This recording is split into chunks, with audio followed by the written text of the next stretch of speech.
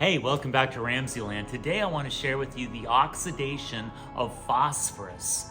Check this out. Remember, phosphorus has 15 protons. It was discovered in 1669 by Hennig Brand, who boiled urine until it became a paste and distilled it into phosphorus.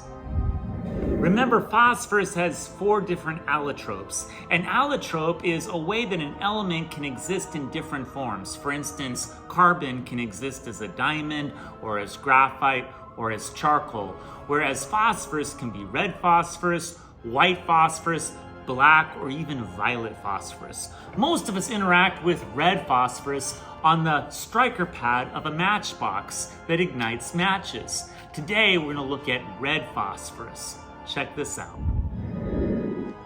In this demonstration, we're going to use potassium permanganate, KMNO4, to oxidize phosphorus, in this case, red phosphorus. And we're going to take 4 grams of each, and we're going to carefully mix them together. And we're going to use a lighter to provide the activation energy for this reaction.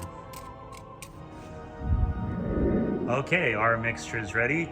Now I'm going to add a little bit of activation energy. Immediately oxidizes.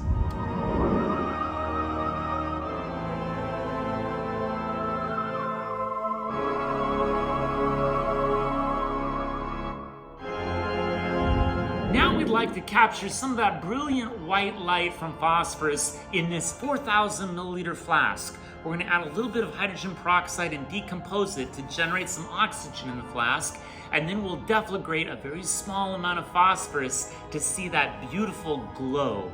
Check this out. In order to generate a little bit of oxygen in our flask, I'm going to add 3% hydrogen peroxide. And then as a catalyst, I'm going to use manganese dioxide to decompose the hydrogen peroxide into oxygen and water. You don't need a lot of manganese dioxide to do this, just a little bit. I'll start to generate oxygen, and I'm going to cover it with a watch glass.